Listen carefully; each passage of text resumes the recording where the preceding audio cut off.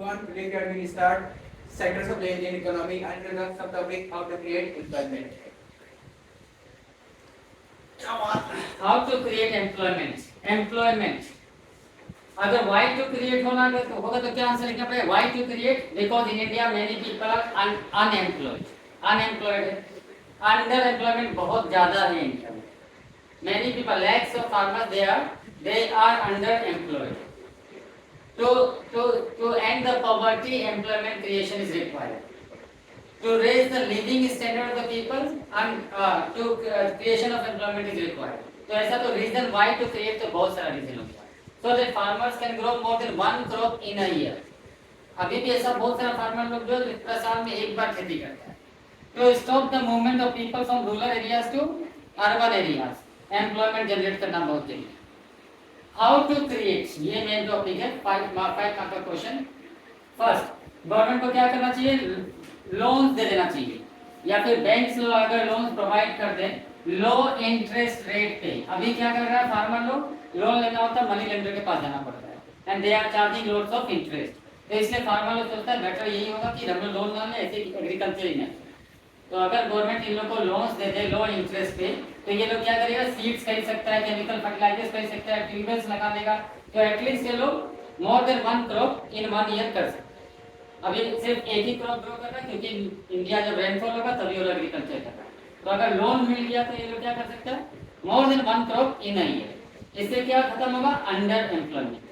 Employed तो है ही farmer लोग, लेकिन कितना महीना काम कर रहा है? हार्डली 6-7 मंथ, बाकी मंथ काम ही नहीं करता है.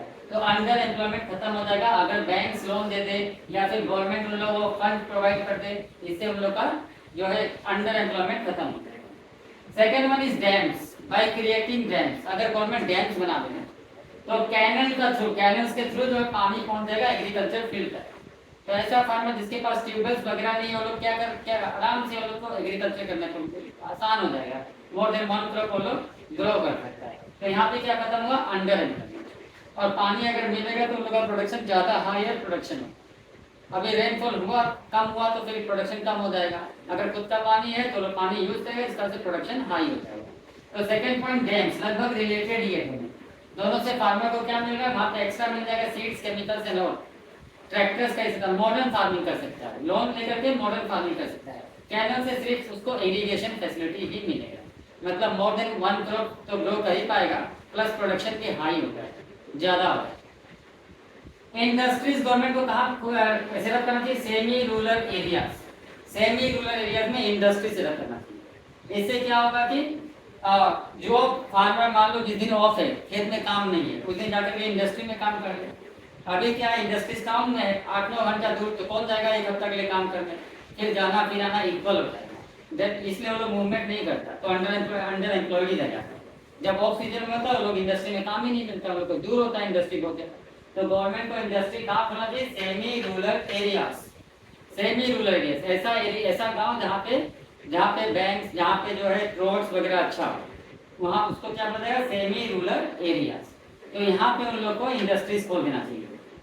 और ऐसा फार्मर को फायदा हो जाएगा ना, जो लोग क्या, अब फार्मर लोग पेरिसेबल गुड्स, इससे 3 फायदा होगा. पहला तो लोग अच्छा प्राइस पे सेल कर सकते हैं अपना प्रोडक्ट्स पे. अभी क्या होता है? टाउन में इंडस्ट्रीज है, तो अगर जो इंडस्ट्री इन लोग का प्रोडक्ट्स कर देगा to use as a raw material, वो लोग क्या करता है कि इन लोग को पता है ये बहुत दूर से आया है, 8-9 घंटा से आया है, तो इसको कम रेट देगा तो भी ये सेल करके ही वापस जाने वाला है. ऐसे तो नहीं जाएगा, बिना सेल के तो वापस नहीं जाएगा, क्योंकि बहुत सारा पैसा लगा कर यहाँ पहुँचा है. तो लोग कम पैसा देता है, इसका वजह से इन लोग का इनकम कम हो जाता है. जब इनकम कम हो जाता है लोग ना 100% अपना गिव नहीं करता है. एग्रीकल्चर में 100% नहीं देता. प्रोडक्शन होगा तो होगा, चलो ठीक है, घर के तो हो जाएगा, बस ठीक है.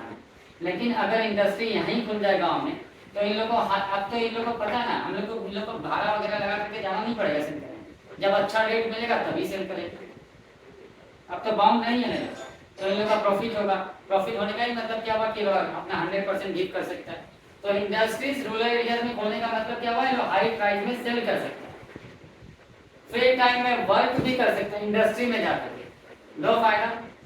पेरिसेबल गुड्स का भी प्रोडक्शन कर सकता है, जैसे टमाटर, ऑनियन, ये सब खराब हो जाएगा. अभी का फार्म मान लो इंडस्ट्री बहुत दूर है, तो फिर टमाटर कौन सा इंडस्ट्री लेता होगा? सबसे चीप इंडस्ट्री वही लेता होगा. तो ये लोग अगर टाउन में इंडस्ट्री है चिप्स का, वहां जाएगा सेल करने के लिए, उसको भी पता है बहुत दूर से आया सेल करके जाएगा, वो सेल करके जाएगा क्योंकि टमाटर तो 2-3 दिन में खत्म खराब ही होता है, तो मजबूरी में सस्ता में सेल करना पड़ रहा है। अगली बार एग्रीकल्चर करते वक्त सोचेगा करें या ना करें, और किया भी तो 100% नहीं दे। तो सेमी रूरल एरियाज में इंडस्ट्री सेटअप करने से three ways farmers will get the benefit by 3 ways. First one is they will get the decent price for their product. Second one, they can work in industry during the free times and they start growing perishable goods by which the development of the country will take place. यहाँ भी under employment ही खत्म हुआ, mostly under employment. अब industry town में कौन सा farmer जाएगा town में काम करने के लिए 1 हफ्ता के लिए, फिर तो खेत में उसको काम मिल ही जाता है, या फिर 1 महीना के लिए कौन जाएगा, कोई नहीं जाएगा, उससे अच्छा गाँव में रह जाएगा, तो अंडर एम्प्लॉयड ही रह जाएगा। इसलिए इंडस्ट्रीज को कहाँ करना चाहिए, सेमी रूरल एरिया में। गवर्नमेंट को क्या करना चाहिए, कोल्ड स्टोरेज खोल देना चाहिए, कोल्ड स्टोरेज। यहाँ भी ये वाला पॉइंट आएगा कि पेरिसेबल गुड्स को ग्रो करेगा, ऑनियंस टोमेटो ये सब जो जल्दी खराब हो सकता है, गवर्नमेंट का कोल्ड स्टोरेज है, वहाँ जाकर के वो लोग अपना पोटैटो टोमेटो जो भी है इसको रख दे ताकि खराब ना हो। अब जब अच्छा प्राइस मिलेगा तब उसको सेल करेगा। अगर कोल्ड स्टोरेज नहीं हुआ, जैसे ही टमाटर निकला खेत से जल्दी से इसको सेल करना है, वरना जितना देर हुआ उतना खराब होते जाएगा। तो आप कोल्ड स्टोरेज तो आराम से रख सकता है। कोल्ड स्टोरेज के ये फार्मर लोग जो है ये पोटैटो टोमेटो ये सब का भी ऑफ टाइम में जब खेत खाली रहता है तो फट लगा सकता है, क्योंकि बहुत जल्दी ये लोग का प्रोडक्शन हो जाता है, टाइम नहीं लगता। उसके बाद Honey collection centre, Honey collection centre कहाँ खोलना चाहिए गवर्नमेंट को, फॉरेस्ट एरिया। इससे क्या हुआ, फॉरेस्ट एरिया में बहुत सारा हनी बीज का मतलब कि छत्ता वगैरह होता है, उससे वो हनी कलेक्ट कर सकते हैं। अभी क्या है, वहाँ का लोकल आदमी लोग 1 घंटा भी टाइम मिला तो जाके हनी कलेक्ट कर सकता है, लेकिन नहीं करता, क्योंकि हनी कलेक्ट करने के बाद टाउन ले जाना पड़ता है सेल करने। हनी कलेक्शन सेंटर्स कहाँ पे, टाउन्स में है, तो वहाँ लगा के वो लोग पेड़ लगा के तो भाड़ा लगा के दिया, तो जितना का हनी नहीं होता तो भाड़ा लग जाएगा, खाने पीने का खर्चा लग जाएगा। तो गवर्नमेंट अगर ये हनी कलेक्शन सेंटर कहाँ खोलते, अगर रूरल फॉरेस्ट एरिया में खोल दे, फॉरेस्ट एरिया में, तो वहाँ का पीपल लोग को जब भी टाइम मिला 1 घंटा 2 घंटा आधा घंटा जाकर के हनी कलेक्ट कर दिया, आज कर लिया फिर कल कर लिया, ज्यादा हो गया जाकर के सेल कर दिया, बगल में तो इससे उन लोगों का अंडर एम्प्लॉयमेंट खत्म हो गया। एजुकेशन इंडिया में 1 से लेके 29 ईयर्स का पॉपुलेशन इंडिया में 60% है, 60% आदमी लोग ये एज ग्रुप का है, 1 से लेके 29 ईयर्स का बीच, जिसमें से सिर्फ 50% लोग स्कूल जा रहे हैं, बाकी 50 या तो घर में बैठा होगा या फिर वो चाइल्ड लेबर बन के होगा। सोचो ये सब लोग अगर स्कूल में आ जाए, स्कूल में जगह नहीं है, इंडिया में स्कूल में जगह नहीं हो, तो गवर्नमेंट अगर स्कूल खोले ना तो कम से कम 20 लाख जो अभी भी है स्कूल में डायरेक्टली। इससे डायरेक्ट और इनडायरेक्ट एजुकेशन से 2 फायदा होगा, एक तो डायरेक्ट जॉब मिलेगा डायरेक्ट, और एक होगा इनडायरेक्ट जॉब मिलेगा। इनडायरेक्ट, डायरेक्ट मतलब टीचर्स के वगैरह लोग को जॉब मिलता है, इनडायरेक्टली मतलब स्कूल खुला तो बगल में बहुत सारा दुकान खुल जाएगा, बहुत लोग जो है अपना ऑटो रिक्शा खरीद लेगा स्टूडेंट लोग को पहुंचाने के लिए, तो बहुत इनडायरेक्टली जॉब भी मिला बहुत लोग को, बहुत लोग होटल्स खोल देगा। तो सिर्फ डायरेक्टली जॉब भी क्रिएट हो रहा है एजुकेशन में, डायरेक्टली 20 लाख हो जाए, इनडायरेक्टली तो मोर देन 40 लाख लोग पीपल को काम है। तो स्कूल अगर खोल दिया जाए जो कि बहुत जरूरी है, 50% स्कूल नहीं जा रहा, कोई रीजन हो, अगर स्कूल खोल दे तो फिर जॉब्स तो बहुत सारा क्रिएट होगा, प्लस एजुकेशन भी लेवल भी बढ़ जाएगा, पीपल सब लिटरेट हो जाएगा। हॉस्पिटल्स भी सेम है, आज भी इंडिया में गांव में हॉस्पिटल नहीं है, अगर गवर्नमेंट हॉस्पिटल खोल दे तो डायरेक्टली जॉब तो मिलेगा डॉक्टर नर्स एंड ऑल, लेकिन इनडायरेक्टली जॉब भी मिल जाएगा बहुत लोग, शॉप्स वगैरह ये सब ट्रांसपोर्टेशन का, तो जॉब क्रिएट हो सकता है। गवर्नमेंट को हॉस्पिटल खोलना चाहिए हर जगह। टूरिज्म में भी बहुत सारा, अगर गवर्नमेंट जो है ना प्रमोट करे तो गवर्नमेंट को क्या करना चाहिए, प्रमोट करना चाहिए। क्या चीज को, टूरिज्म को प्रमोट। जैसे नॉर्थ ईस्ट में तो बहुत सारा टूरिस्ट प्लेस बनाया जा सकता है, लेकिन यहाँ पे रोड्स नहीं है, रेलवे स्टेशन नहीं है, एयरपोर्ट्स नहीं है। तो अगर टूरिज्म को प्रमोट करें ना तो ऐसा माना गया कि 35 लाख तो टूरिज्म में जॉब है, बहुत लोग टूरिस्ट गाइड बन जाएगा, बहुत लोग होटल्स खोल लेगा, बहुत लोग ढाबा खोल लेगा, तो यहाँ भी जॉब बन सकता है। Planning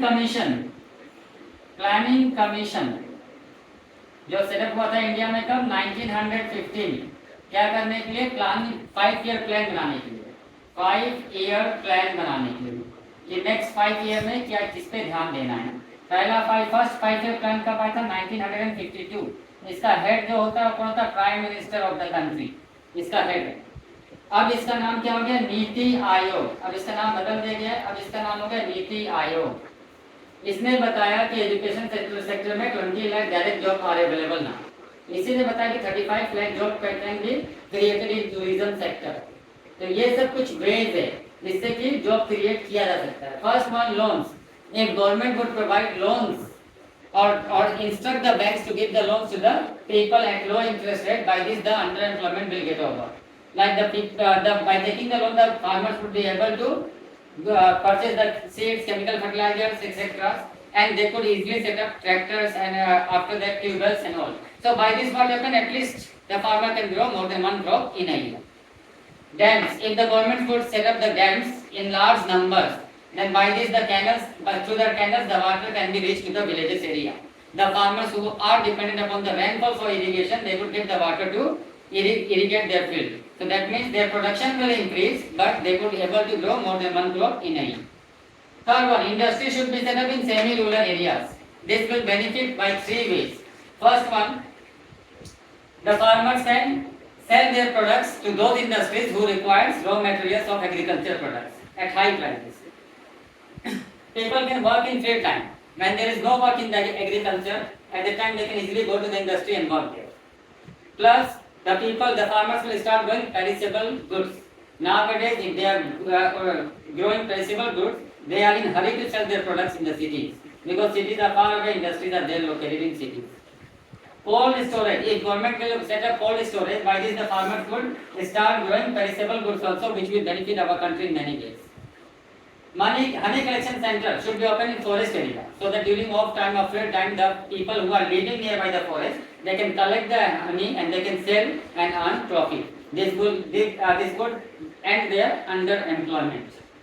Then education. Planning Commission, according to Niti Aayog, 20 lakh jobs are still available, can be created in education, which will benefit directly to the many people, but indirectly also to the lots of people. Hospitals. If the government would set up hospital everywhere, that means what? It would provide jobs to many of the people.